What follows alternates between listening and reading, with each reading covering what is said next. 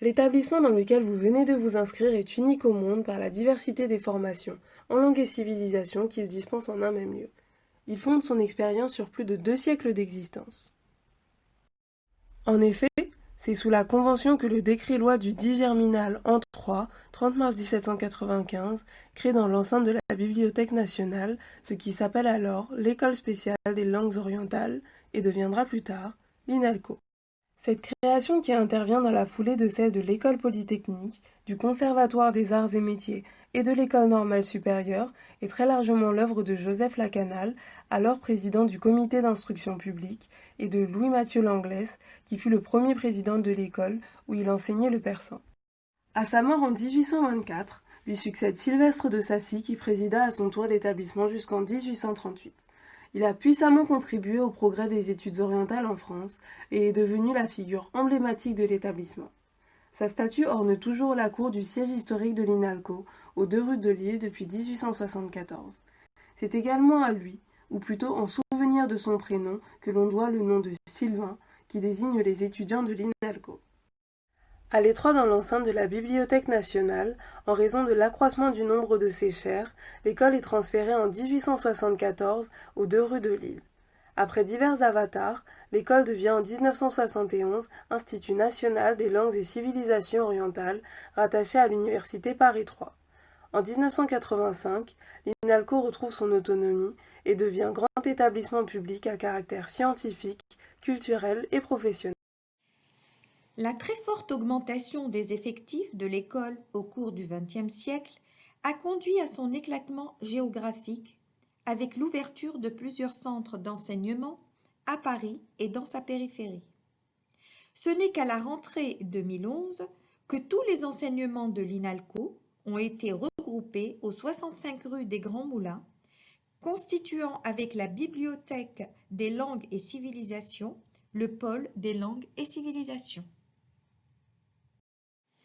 Le siège historique de l'école, depuis 1874, qui se situe aux 2 rues de Lille dans le 7e arrondissement à Paris, est dédié à la recherche. Il accueille les doctorants et les enseignants-chercheurs, les presses ainsi que différents événements tels que les colloques et les conférences. L'INALCO enseigne plus de 90 langues.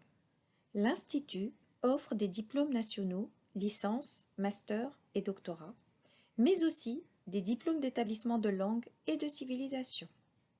Je vous invite à consulter sur le site www.inalco.fr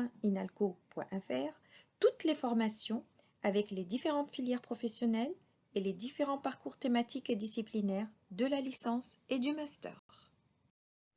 L'inscription administrative, appelée aussi IA, est une étape indispensable. Elle se fait entièrement en ligne. Il n'est pas possible de s'inscrire à l'INALCO en venant sur place. Les informations sont sur le site de l'INALCO, où sont indiquées avec précision toutes les étapes. Une fois que l'inscription administrative est finalisée, les étudiants reçoivent leur certificat de scolarité où est indiqué leur numéro étudiant. Le numéro étudiant est assez facile à retenir, car les 3 premiers chiffres correspondent à l'année de première inscription à l'INALCO. Par exemple, pour un étudiant qui s'inscrit pour la première fois en 2020, son numéro de carte commencera nécessairement par 220. Les étudiants obtiennent ensuite leur carte d'étudiant, qui est à présenter à l'entrée du bâtiment et qui est obligatoire pour passer les examens. Elle est aussi nécessaire pour s'enregistrer à la BULAC.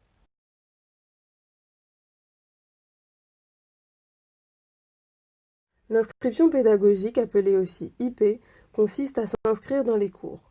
Elle est indispensable pour avoir accès aux cours à distance sur Moodle et pour pouvoir passer les examens. L'inscription pédagogique est annuelle, sauf pour les choix des groupes où elle est semestrielle. Cela nécessite d'avoir lu attentivement les brochures concernant votre cursus pour comprendre clairement les cours, les groupes et les options auxquelles s'inscrire. Après l'inscription administrative, l'étudiant crée son compte numérique pour avoir accès à son dossier étudiant, aux cours et à de nombreuses informations de l'établissement. Le compte numérique est bien sûr associé à l'IA. C'est la porte d'entrée pour accéder au Wi-Fi, à l'ENT, c'est-à-dire l'environnement numérique de travail où se trouvent toutes les informations administratives spécifiques à chaque étudiant et à Moodle pour tous les cours. Pour consulter les informations sur le site internet, Les étudiants peuvent utiliser les ordinateurs en libre accès dans la salle 610 au 6e étage. Il est indispensable de se connecter régulièrement à son ENT car c'est là que sont mises à jour les informations administratives, par exemple les modifications d'emploi du temps, les dates des examens, les notes. Le compte numérique est également indispensable pour accéder au Wi-Fi. Sur les murs, il y a des signalétiques pour indiquer la présence des bornes Wi-Fi au sein de l'INALCO. Moodle, qu'est-ce que c'est? C'est là que se trouvent de nombreuses ressources pour les cours. Les enseignants y déposent des supports de cours, des bibliographies, des documents à lire, à écouter ou à visionner. C'est là aussi que les étudiants déposent des devoirs et qu'ils ont accès à des forums et des chats en lien avec leurs cours. Durant la pré-rentrée, les étudiants de licence 1 suivent une formation, les ateliers du numérique, pour apprendre à utiliser Moodle, découvrir les outils et les ressources numériques qui sont à leur disposition, puis activer leur compte numérique. Les emplois du temps sont accessibles sur le site internet de l'INALCO et sont tout le temps mis à jour. Il est donc important de les consulter régulièrement pour vérifier les changements de salle ou les modifications d'horaire. Sur la page Emploi du temps du site internet, vous trouverez les indications pour comprendre comment consulter les emplois du temps. C'est à chaque étudiant de consulter tous les emplois du temps qui le concernent et d'en faire la synthèse personnelle. Par exemple, l'emploi du temps des cours de son cursus principal, mais aussi l'emploi du temps des tutorats auxquels il est inscrit, celui des enseignements à choix, etc. Pour les examens finaux, il y a 2 sessions d'examen. Les examens de la session 1 se déroulent à la fin de chaque semestre, c'est-à-dire au mois de janvier et au mois de mai. Les examens de la session 2, également appelés sessions de rattrapage, se déroulent en juin. Les examens des filières à partir de la L2 sont décalés. Même si vous débutez tout juste vos études, vous vous posez peut-être déjà des questions sur votre avenir. Quels sont les débouchés professionnels? Quels sont les cursus pour y arriver? Vers quel type d'entreprise se tourner avec un diplôme de langue? Comment se préparer au monde professionnel? Le service d'insertion et d'orientation professionnelle organise de nombreuses manifestations, rencontres et événements tout au long de l'année. Suivez bien les informations sur les écrans de l'INALCO, sur le site et les réseaux sociaux. La médiathèque est située au 6e étage, juste en face des ascenseurs. Vous y trouverez des milliers de films que vous pouvez visionner sur place. Que ce soit ceux qui adorent le cinéma, ou bien ceux qui veulent pratiquer l'écoute de leur langue en se faisant plaisir, les ressources sont variées et nombreuses. Et les documentalistes de la médiathèque vous conseillent avec passion. La BULAC, c'est la bibliothèque universitaire des langues et civilisations. Elle est située au rez-de-chaussée. Il suffit de sa carte étudiant pour s'inscrire et pouvoir ensuite consulter les collections imprimées et électroniques qui couvrent plus de 180 pays, 350 langues et 80 écritures. Vous vivez une situation de fragilité, moment de passage à vide, des difficultés pour étudier? Regardez sur le site internet les ressources et aides proposées par le service de la vie étudiante et tournez-vous au plus vite vers les assistances sociales du Crous qui assurent 2 jours de permanence à l'INALCO. À l'INALCO, de nombreuses manifestations sont organisées pour aider les étudiants à s'orienter dans le monde académique et préparer leur avenir professionnel. Suivez bien les informations sur les écrans de l'INALCO, sur le site internet et les réseaux sociaux et dans votre boîte mail.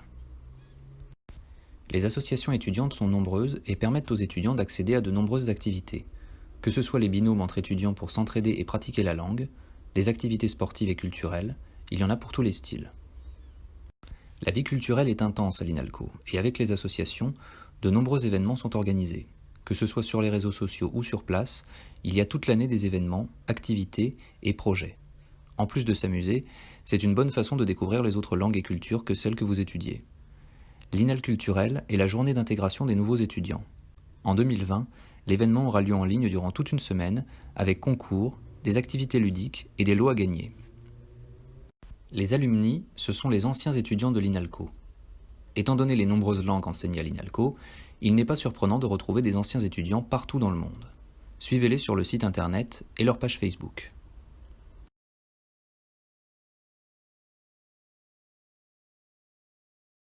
À l'INALCO, n'oubliez pas de regarder les écrans situés dans les couloirs, mais aussi les panneaux d'affichage et les nombreuses documentations sur place.